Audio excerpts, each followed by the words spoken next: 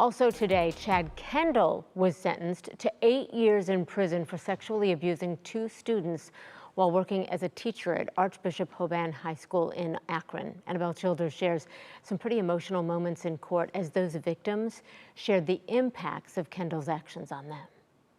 You used emotional and psychological manipulation of these minor girls for your own sexual satisfaction. That's really what it is.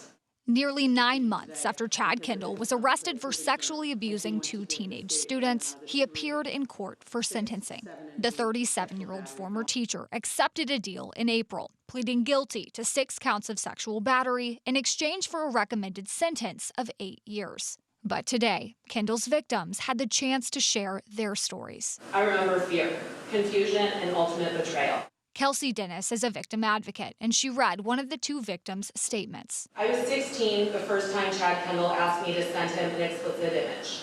He frequently used guilt and manipulation when I expressed discomfort or unwillingness, often by threatening to humiliate or embarrass me in front of the class if I did not comply with his demands. The victim describing the relationship escalating and how Kendall isolated and groomed her. I remember Chad Kendall asking me to leave class to attend to his emotional and physical needs. This second, younger victim was in the courtroom in person, though we didn't record her statement to protect her privacy. After the victim impact statements were read, the judge asked Kendall if he had anything to say, and at first, he said no. Obviously, there's anxiety and nerves here.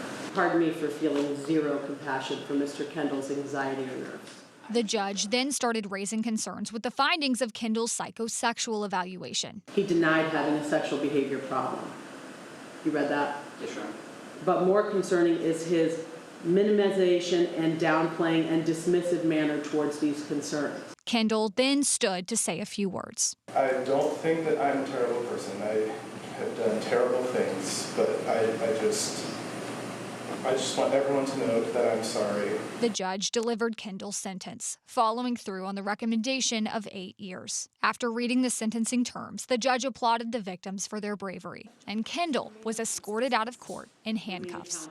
Annabelle Childers, 3 News.